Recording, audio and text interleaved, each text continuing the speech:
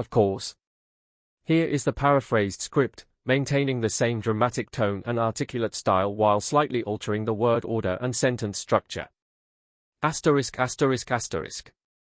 On a cold March morning in 1603, in the depths of Richmond Palace, courtiers discovered something that would chill them to the bone. A letter was found among the personal belongings of England's most powerful monarch, a document so disturbing its contents were immediately sealed away from public view.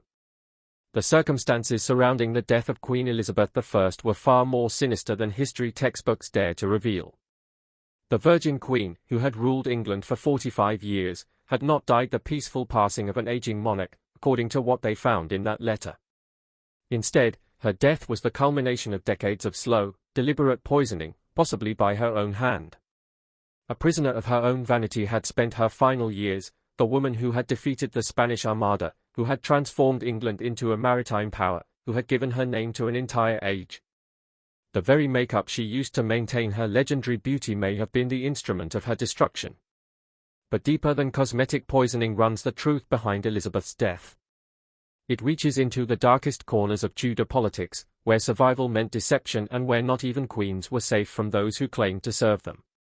This is not the story of Gloriana that you learned in school.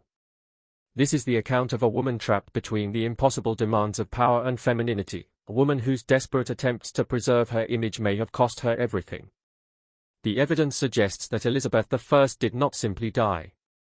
She was slowly murdered, possibly by her own choices, in one of history's most prolonged and tragic endings. Paved with blood from the moment of her conception was Elizabeth Tudor's path to the throne. Born to Henry VIII and his second wife, Anne Boleyn, Elizabeth entered a world where her very existence was considered illegitimate by much of Europe. Her father's desperate quest for a male heir had already torn England from the Catholic Church and plunged the nation into religious turmoil. Something that would haunt her for the rest of her life was witnessed by Elizabeth when she was barely 2 years old. The systematic destruction of her mother. Not a quick affair was Anne Boleyn's execution in 1536. Determined to justify his actions, Henry VIII orchestrated a campaign of character assassination that painted Anne as an adulteress, a witch, and a traitor. The young Elizabeth watched as her mother was stripped of her title, her marriage declared invalid, and her very existence erased from official records. On May 19, 1536, Anne Boleyn was led to the scaffold at the Tower of London, where a French swordsman, specially imported for the occasion, severed her head with a single stroke. Suddenly motherless and titleless was Elizabeth, declared illegitimate, existing at the mercy of a father who had proven he would kill his own wives. The psychological impact of this trauma cannot be overstated. Elizabeth grew up knowing that her father had murdered her mother, that her birth had been the catalyst for her mother's death, and that her own survival depended entirely on her ability to please a man capable of ordering the execution of those he once claimed to love. A place where children learned that love was temporary, that power was everything, and that even the closest relationships could turn deadly without warning was the Tudor court. These lessons were only reinforced by Henry's subsequent marriages and divorces. Elizabeth watched as her father married Jane Seymour, who died giving birth to the long-awaited male heir, Edward. She observed the swift annulment of Henry's marriage to Anne of Cleves and witnessed the gruesome execution of Catherine Howard, her fifth stepmother, who was dragged screaming to the block for alleged adultery. That survival in the Tudor world required constant vigilance and absolute control was taught to Elizabeth by each marriage, each divorce, each execution. By becoming a master of deception, the young princess learned to navigate this treacherous environment. She excelled in her studies, mastering Latin, Greek, French, and Italian, understanding that intelligence was her only reliable weapon. She cultivated an image of Protestant piety while privately questioning all religious authority. Most importantly, she learned to read the subtle signs of court politics, understanding that her life could depend on interpreting a glance, a gesture, or a carefully chosen word. The skills that would serve her as queen had already been developed by Elizabeth by the time Henry VIII died in 1547. An ability to present multiple faces to different audiences, a talent for saying much while revealing nothing, and an understanding that power required the constant threat of violence. She had learned that being a woman in power meant being perpetually under suspicion and that survival required sacrificing personal desires for political necessity. The foundation for everything that would follow was created by the trauma of her childhood. From the lessons learned in those early blood-soaked years stemmed Elizabeth's later obsession with her appearance, her refusal to marry, her paranoid attention to loyalty, and ultimately her tragic final years when she discovered that even royal parents could become executioners. In October 1562, at the age of 29, what would become the defining crisis of her reign and the beginning of her slow descent into the vanity that would eventually kill her was faced by Queen Elizabeth I. With devastating force, smallpox, the disease that had already claimed countless lives across Europe, struck the young queen. For days, she lay near death in Hampton Court Palace, her body burning with fever, her counselors whispering about succession in the corridors outside her chamber. Elizabeth discovered that the disease had left her with something worse than physical scars when she finally emerged from the crisis. It had destroyed the one thing she valued above all else, her legendary beauty. Deep pock marks across her skin, particularly on her forehead and cheeks, were left by the smallpox which had ravaged Elizabeth's face. In an age where a monarch's appearance was considered a reflection of divine favor, this disfigurement was not merely cosmetic. It was a political catastrophe. One of her most powerful diplomatic tools had been Elizabeth's beauty, used to manipulate foreign ambassadors and maintain the fiction that she might marry to secure alliances. European courts had described her as having skin white as snow and a complexion that seemed to glow within a light. That woman was gone forever. The psychological impact of this transformation cannot be understated. Elizabeth had grown up understanding that her power was tenuous, dependent on maintaining the delicate balance between being desirable enough to attract suitors, but independent enough to avoid marriage. Her armor, her weapon, and her shield had been her beauty. Without it, she felt vulnerable in ways that went far beyond the physical. After her recovery, the Queen became increasingly obsessed with mirrors, spending hours each day examining her reflection and experimenting with different cosmetic treatments, was noted by court observers. It was during this period that Elizabeth first encountered the lead-based cosmetics that would eventually kill her. A mixture of white lead and vinegar, Venetian ceruse, promised to create the pale, smooth complexion that was the height of fashion among European nobility. Expensive, exclusive, and devastatingly effective at covering imperfections was the substance. It could completely mask the pock marks that smallpox had left behind when applied thickly enough, creating an artificial smoothness that resembled her former beauty. The elaborate ritual that surrounded the Queen's daily makeup application was later described by Elizabeth's ladies-in-waiting. Each morning, she would sit for hours as layers of ceruse were carefully applied to her face, neck, and hands. Painstaking was the process, requiring multiple coats to achieve the desired opacity. Additional cosmetics were applied over this base. Kohl around the eyes, rouge made from mercury sulfide on the lips and cheeks, and delicate painted details to emphasize her features. Spectacular were the immediate results. Once again, foreign ambassadors praised Elizabeth's appearance, noting her alabaster skin and ethereal beauty. Marriage negotiations resumed with renewed vigor as European princes competed for the hand of the Virgin Queen. Elizabeth had successfully used chemistry to restore her political power, but a process that would slowly poison her body over the course of 4 decades had also been begun by her. That it worked too well was the tragedy of Elizabeth's post-smallpox transformation. An image of otherworldly perfection that became central to her royal identity was created by the lead-based cosmetics which not only covered her scars. She could not abandon the makeup without revealing the damaged skin beneath, and she could not continue using it without subjecting herself to daily doses of toxic metal. She had chosen beauty over health, political power over physical well-being, and in doing so had set herself on a path toward a slow, agonizing death. Something far more sinister gradually evolved from what began as a cosmetic solution to cover smallpox scars, a daily ritual of self-poisoning that would continue for 40 years. The systematic application of substances that modern science recognizes as among the most dangerous chemicals known to humanity was involved in Elizabeth's makeup routine, which courtiers described as lasting up to 4 hours each morning. The Venetian ceruse that formed the base of her look contained lead concentrations that would horrify contemporary toxicologists, while the additional cosmetics layered on top introduced mercury, arsenic, and other deadly compounds into her system. Particularly insidious was the lead in ceruse because it absorbed directly through the skin and accumulated in the body's tissues over time. Unlike acute poisoning, which produces immediate symptoms, chronic lead exposure creates a slow degradation of mental and physical function that can take decades to become apparent. Doses of this toxic metal that far exceeded what would be considered safe even for industrial workers in modern times meant that Elizabeth's daily application of thick layers of lead-based makeup was receiving. So thick that it resembled a mask more than traditional cosmetics was the Queen's makeup, described by contemporary accounts.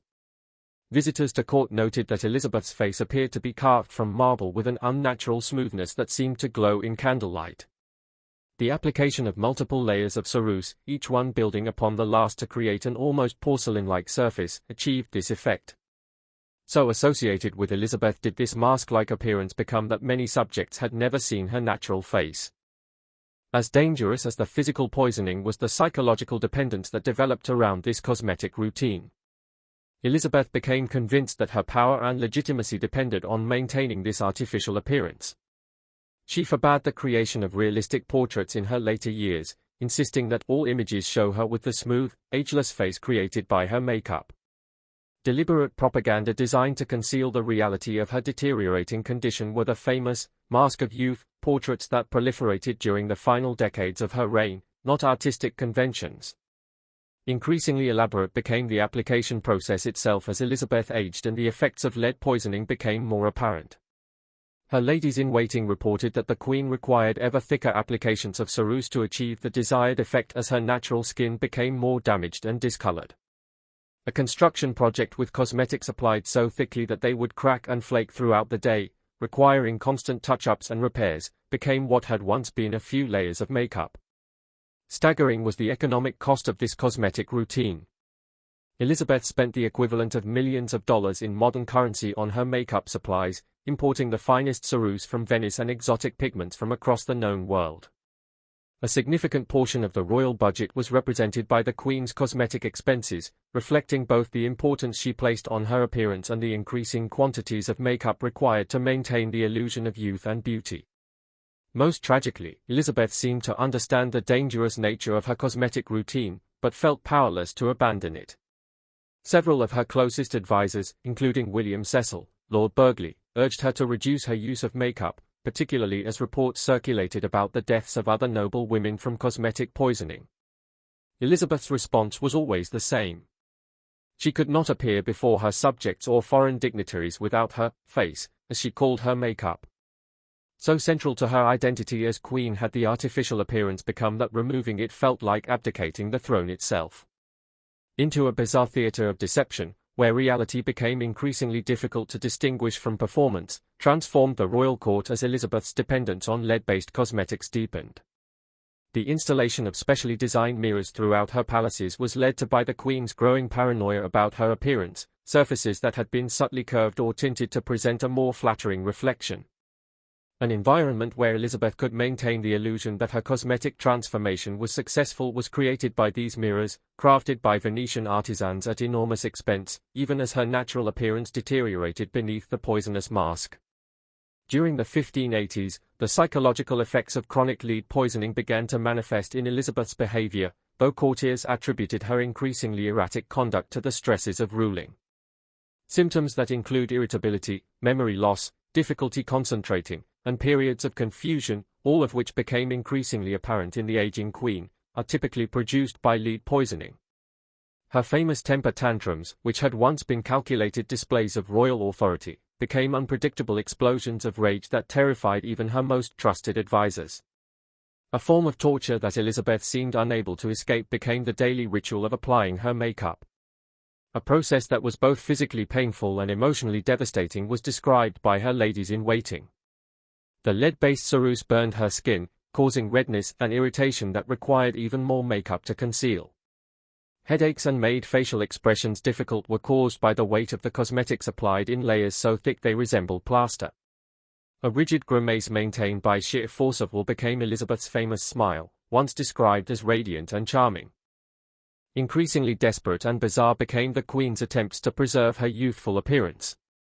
She began experimenting with cosmetic techniques that bordered on the grotesque, including the application of raw meat to her face as a supposed anti-aging treatment and the use of mercury-based compounds that promised to restore her natural complexion. Only added to the toxic burden her body was already carrying were these treatments, recommended by court physicians who understood little about the chemistry involved. Disturbing observations about Elizabeth's appearance and behavior began to be reported by foreign ambassadors. The Venetian ambassador noted that the Queen's hands shook constantly, her speech was sometimes slurred, and her memory appeared to be failing. More alarmingly, he reported that her makeup had begun to take on a greenish tint, suggesting that the chemical reactions occurring on her skin were visible even through the thick layers of cosmetics. These reports, which circulated throughout European courts, began to undermine Elizabeth's diplomatic authority as foreign powers questioned whether she was mentally and physically capable of ruling. Elizabeth's growing isolation was the most tragic aspect of this period. She began to withdraw from public appearances and limit access to her private chambers as her behavior became more erratic and her appearance more artificial. A recluse became the Queen, who had once thrived on public adoration and diplomatic intrigue, emerging only for the most essential state functions. Only in dimly lit rooms where the full extent of her cosmetic transformation would be less apparent did she insist on appearing, even then. An elaborate system of protocols designed to protect both the Queen's dignity and the courtiers' safety was developed by the court as it adapted to Elizabeth's deteriorating condition. Specific rules governed how closely one could approach the Queen, the proper lighting for audiences, and the acceptable topics of conversation. Actually, safety measures designed to prevent situations where Elizabeth's condition might become apparent to visitors or where her increasingly unpredictable behavior might create dangerous incidents were these protocols, presented as matters of royal etiquette. By the 1590s, from England's most formidable monarch into a tragic figure whose grip on reality was slowly slipping away had the cumulative effects of 4 decades of lead poisoning begun to transform Elizabeth I. The Queen, who had once commanded respect through her brilliant intellect and political acumen, now struggled with basic cognitive functions, though the elaborate court protocols surrounding her person made it difficult for anyone to assess the true extent of her decline. Not just a kingdom, but an increasingly unstable ruler whose decisions could no longer be trusted found her closest advisors managing. Impossible to conceal despite the layers of cosmetics applied each morning had the physical symptoms of chronic lead poisoning become.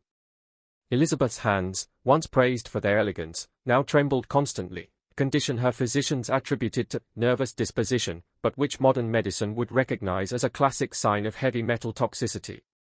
Unsteady had her walk, once described as graceful and commanding, become, requiring her to hold onto furniture or courtiers for support.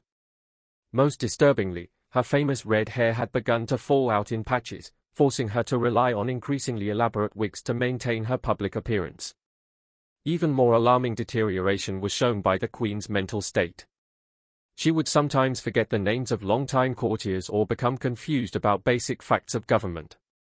Elizabeth was found in her private chambers talking animatedly to her reflection in a mirror during one particularly disturbing incident, apparently believing she was conversing with her mother, Anne Boleyn. Though they were carefully concealed from all but the most trusted members of her household, such episodes became more frequent as the decade progressed. Increasingly erratic and sometimes violent became Elizabeth's behavior toward her courtiers. She would fly into rages over trivial matters, striking servants with her hands or whatever objects were within reach. Periods of deep melancholy where she would refuse to speak for days at a time followed these outbursts. The psychological effects of lead poisoning, which include depression, anxiety, and personality changes, had combined with the natural aging process to create a ruler who was often unpredictable and sometimes dangerous. A form of daily torture now became the makeup routine that had once been Elizabeth's salvation. Physically agonizing became the application process, which required her to remain motionless for hours, as her body was racked with the tremors and muscle pain associated with lead poisoning. Yet, she could not abandon the cosmetics without revealing the extent of her physical deterioration. Discolored and lesioned, resembling parchment more than human flesh, had her skin become beneath the layers of ceruse. Her face had essentially been mummified by the toxic cosmetics while she was still alive. Perhaps most tragically, Elizabeth seemed to understand what was happening to her. In private moments with her closest ladies-in-waiting, she would speak of feeling poisoned by beauty and express regret about the choices that had led to her current condition. Yet she felt trapped by the image she had created, unable to appear before her subjects without the elaborate cosmetic transformation that was killing her. A prisoner of her own vanity had the Virgin Queen become, locked in a cycle of self-destruction that she could not break. From Elizabeth's decline began the kingdom itself to suffer. Important decisions were delayed for weeks while the Queen struggled with confusion or remained locked in her chambers during her darkest episodes. Inconsistent became foreign policy as Elizabeth's mental state affected her ability to maintain the complex diplomatic relationships that had made England a major European power. A place of whispered conversations and careful navigation around an increasingly unstable monarch became the court, once a centre of learning and culture. The winter of 1602 marked the beginning of Elizabeth I's final descent into the madness that would characterize her last months. A critical threshold had been reached by the accumulated effects of 4 decades of lead poisoning, producing symptoms that could no longer be hidden from even casual observers. The Queen, who had once been celebrated for her razor-sharp wit and political cunning, now struggled to maintain coherent conversations, often stopping mid-sentence as if she had forgotten what she was saying. In horror, her courtiers watched as the woman who had defined an age slowly disappeared before their eyes. Elizabeth's increasing obsession with death and the supernatural was the most disturbing manifestation of her deteriorating condition. She began to report seeing apparitions of people from her past, including her executed mother, Anne Boleyn, and her half-sister Mary Tudor. Symptoms of severe lead poisoning would be recognized by modern medicine as these hallucinations, which convinced Elizabeth that she was being haunted by the ghosts of those who had suffered under Tudor rule. She would spend hours talking to empty chairs, apparently carrying on conversations with these spectral visitors. Grotesque had Elizabeth's physical condition become. So damaged by the decades of lead-based cosmetics had her natural skin been left that it could no longer heal properly. Sores and lesions covered her face and hands, weeping constantly and creating a smell that even the strongest perfumes could not mask. Completely white had her hair, what little remained, turned and fell out in clumps. Most shocking of all, her teeth had begun to turn black and fall out, a common result of mercury poisoning from the rouge she had used for decades. Now required entire days to complete the makeup routine that had once taken 4 hours. Multiple layers of cosmetics were needed to create even the semblance of a human face, and the process had to be repeated several times as the weight of the cosmetics caused them to crack and fall away. Makeup so thick that it resembled a death mask more than cosmetics was described as being applied by Elizabeth's ladies-in-waiting. A construction project, rebuilt each day from toxic materials that were slowly killing her, had the Queen's face become. A terrible clarity about her condition marked Elizabeth's final months, perhaps most tragically. In her lucid moments, she understood exactly what had happened to her and expressed profound regret about the choices that had led to her current state. She spoke of being devoured by vanity, and described her face as a poison garden that had grown more deadly with each passing year. Periods of confusion and hallucination that suggested her brain was being systematically damaged by the heavy metals in her system followed these moments of insight. Increasingly erratic and sometimes dangerous became the Queen's behavior. She would fly into violent rages, throwing objects and striking anyone within reach. She was found in her chambers attempting to scrape the makeup from her face with her fingernails during one particularly disturbing episode, apparently trying to remove what she called the poison mask. Permanent scars that necessitated even thicker applications of cosmetics were left by the resulting wounds which required weeks to heal. Shocked even those who had been following her decline was Elizabeth's final public appearance at the opening of Parliament in November 1602. A figure that barely resembled the legendary Virgin Queen, propped up by elaborate clothing and cosmetics, but clearly dying, was described by witnesses. Largely incoherent was her speech and slurred, and she had to be supported by courtiers to prevent her from falling. A tragic spectacle, a living reminder of the price of vanity and the dangers of pursuing beauty at any cost, had been reduced to the woman who had once commanded the respect and fear of Europe's most powerful rulers. In the final weeks of Elizabeth I's life, as she lay dying in Richmond Palace, an urgency that alarmed even her most experienced courtiers took on the Queen's behavior. Despite her deteriorating physical condition and increasingly frequent episodes of confusion, Elizabeth became obsessed with writing what she called her final testament, a document that she worked on in secret, often during the early morning hours when the palace was quiet and her mind seemed clearest. This letter, which would be discovered among her belongings after her death, contained revelations so disturbing that they were immediately suppressed by her successor, James I. In her most private chamber, a room where she allowed only her most trusted lady-in-waiting, Catherine Carey, to attend her, were conducted the Queen's secretive writing sessions. Finding Elizabeth hunched over her writing desk, her hands shaking violently as she struggled to form letters with a quill that seemed almost too heavy for her to hold, was later described by Carey. Torturous had the physical act of writing become for the Queen, whose lead-poisoned nervous system could barely control her movements. Yet she persisted with desperate determination. Its brutal honesty about the reality of her reign and the price she had paid for power was what made Elizabeth's final letter so shocking. In trembling handwriting that grew increasingly illegible as her condition worsened, she confessed to decades of deception, manipulation, and what she termed the slow suicide of vanity. The document revealed that Elizabeth had been fully aware of the dangers of her cosmetic routine for years, but had felt unable to abandon it without losing her political authority. A form of beautiful self-murder that she had chosen over the alternative of appearing before her subjects in her natural damaged state was how she described her daily makeup application. Most disturbingly, the letter suggested that Elizabeth's cosmetic poisoning may not have been entirely accidental. She wrote cryptically of those who would see me painted into my grave, and hinted that certain members of her court had encouraged her increasingly dangerous beauty rituals while knowing full well their toxic effects. That she had been the victim of a slow-motion assassination carried out not with daggers or poison cups, but through the careful manipulation of her vanity and insecurities, seemed to be believed by the Queen. Elizabeth's own analysis of how lead poisoning had affected her reign during her final years was also contained in the letter. She acknowledged making decisions that she could not remember and signing documents that she later regretted, attributing these errors to what she called the fog of metal in my mind. Most shocking of all, she admitted to periods of complete blackouts where she had no memory of hours or even days, during which time she feared that others had ruled in her name without her knowledge or consent. Perhaps the most tragic of all were Elizabeth's final written words. She described herself as having become a ghost haunting my own throne, and expressed profound regret about the sacrifices she had made in pursuit of an impossible ideal of eternal youth and beauty. The woman who had given her name to an entire age concluded her reign by acknowledging that she had destroyed herself in service to an image that was never real to begin with. Its potentially explosive contents are spoken to by the immediate suppression of this letter by James I and his advisers. The revelation that England's greatest queen had spent her final years slowly poisoning herself while possibly being manipulated by her own courtiers would have undermined the entire mythology that had grown up around Elizabeth's reign. Into the royal archives, where it remained hidden for centuries, disappeared the letter, leaving only rumors and whispered accounts of its contents to suggest the true horror of Elizabeth's final days.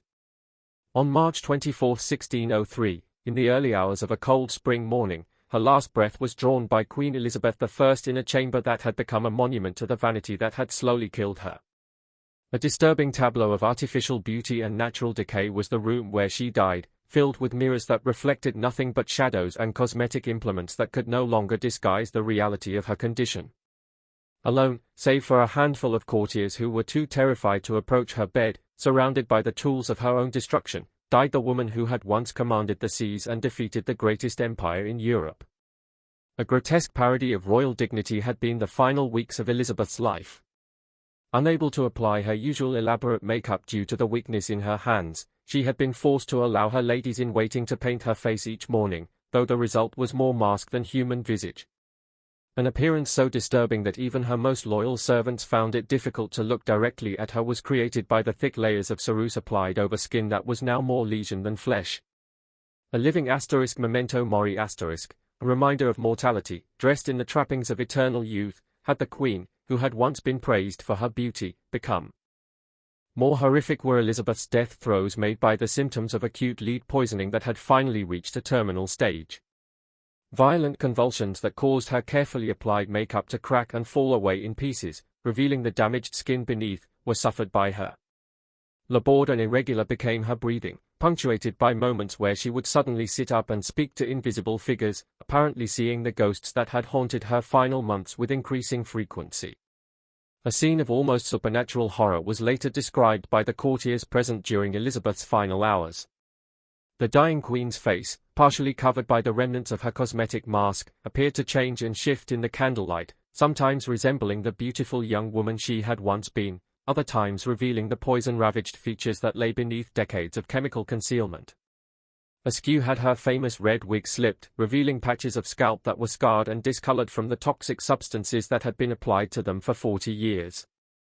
Elizabeth's final words were most disturbing of all, which suggested that even in death, she remained trapped by the vanity that had destroyed her. According to the accounts of those present, her last coherent statement was a request for a mirror, apparently wanting to see her reflection one final time. No mirror was brought when her attendants were too horrified by her appearance to comply. Agitated became Elizabeth, trying to raise her hands to her face, as if attempting to feel the features that she could no longer see. Her cheek was touched by her final gesture, where her fingers came away stained with the remnants of the ceruse that had been her constant companion for 4 decades. The full extent of the deception that had surrounded her final years was revealed by the immediate aftermath of Elizabeth's death. The cosmetics had to be carefully removed when her body was prepared for burial, to reveal skin that was so damaged it barely resembled human flesh. A form of chemical mummification had been created by the lead-based makeup, preserving some areas while completely destroying others. That Elizabeth's natural hair was almost completely gone, her teeth were black stumps, and her skin showed the characteristic blue-gray discoloration of chronic lead poisoning was reported by the undertakers. A final chilling dimension to the tragedy of her death was added by the discovery of Elizabeth's secret letter among her belongings. The document, with its revelations about the true cost of her beauty routine and hints of possible manipulation by her courtiers, suggested that England's greatest queen had been the victim of history's longest and most elaborate assassination. The woman who had survived every external threat to her reign had ultimately been destroyed by her own inability to accept the natural process of aging, aided and abetted by those who profited from her vanity and insecurity. Not just the end of an era, but the beginning of one of history's most successful cover-ups was marked by the death of Elizabeth. Within days of the Queen's passing, her successor, James I, had ordered the destruction of most evidence relating to her cosmetic routine and its deadly effects. The official cause of death was listed simply as natural causes, befitting her age, with no mention of the decades of self-poisoning that had actually killed her. Into the royal archives disappeared the secret letter found among her belongings, its explosive contents hidden from public view for centuries. To preserve the myth of Gloriana, the Virgin Queen who had transformed England into a major European power, was the immediate priority of James I and his advisors. The reality of Elizabeth's final years, a mentally deteriorating monarch slowly poisoning herself with toxic cosmetics while possibly being manipulated by her own court, would have undermined the entire foundation of Tudor legitimacy. Instead, a carefully constructed narrative emerged that portrayed Elizabeth's death as the peaceful passing of England's greatest ruler, surrounded by loyal subjects and secure in the knowledge that she had fulfilled her destiny. For women's history and the understanding of early modern cosmetics had far-reaching consequences. The suppression of the truth about Elizabeth's death. The dangerous nature of lead-based makeup was well known to some physicians and chemists of the period, yet this knowledge was not widely disseminated, partly because Elizabeth's experience was kept secret. Unaware that they were following in the footsteps of a queen who had been slowly murdered by her own beauty routine, countless other women continued to use these toxic substances. One of the most powerful propaganda tools in English history became the myth of Elizabeth as the ageless Virgin Queen, eternally young and beautiful. Portraits commissioned after her death continued to show her with the smooth, pale complexion created by her makeup rather than depicting her natural appearance. So entrenched in popular consciousness did this idealized image become that even modern historians have sometimes struggled to separate the reality of Elizabeth's appearance from the artificial image she worked so hard to maintain. For understanding the relationship between power, gender, and appearance in early modern Europe also had lasting implications. The psychological dimensions of Elizabeth's tragedy. The impossible double bind faced by female rulers was revealed by her story. They were expected to maintain their beauty and desirability while exercising political authority, yet the very cosmetics they used to meet these expectations could literally kill them. The ultimate failure of a system that valued women's appearance over their health and well-being was represented by Elizabeth's death. Perhaps most disturbing of all was the possibility hinted at in Elizabeth's secret letter that her cosmetic poisoning had not been entirely accidental. Questions about the nature of political assassination in the Tudor court are raised by the suggestion that courtiers had encouraged her increasingly dangerous beauty routine while knowing its toxic effects. It would represent one of history's most subtle and prolonged murders if Elizabeth had indeed been the victim of manipulation designed to slowly incapacitate her, carried out not with traditional weapons, but through the exploitation of vanity and insecurity. How effectively historical narratives can be controlled and manipulated may be the true legacy of Elizabeth I's death. For centuries, the official version of her peaceful passing was accepted without question, while the evidence of her slow poisoning remained hidden in archives and whispered rumors. Only in recent decades have historians begun to piece together the reality of her final years, revealing a story far more complex and tragic than the myth of Gloriana would suggest. That even the most powerful individuals are vulnerable to the expectations and pressures of their time serves as a reminder of the terrifying final days of Elizabeth. The Virgin Queen who had survived every external threat to her reign was ultimately destroyed by internal forces, her own vanity, the impossible demands of early modern femininity, and possibly the manipulation of those she trusted most. Not just the end of the Tudor dynasty, but the conclusion of one of history's most prolonged and tragic self-destructions, carried out one cosmetic application at a time over the course of 40 years, was marked by her death. In the end, Elizabeth I died as she had lived her final decades, trapped behind a mask of her own creation, poisoned by the very substances she believed preserved her power, and isolated by the deceptions necessary to maintain an image that had long since ceased to reflect reality. Its victim became the woman who had given her name to an age, sacrificing her life on the altar of an impossible ideal of eternal youth and beauty that no mortal, not even a queen, could ever truly achieve.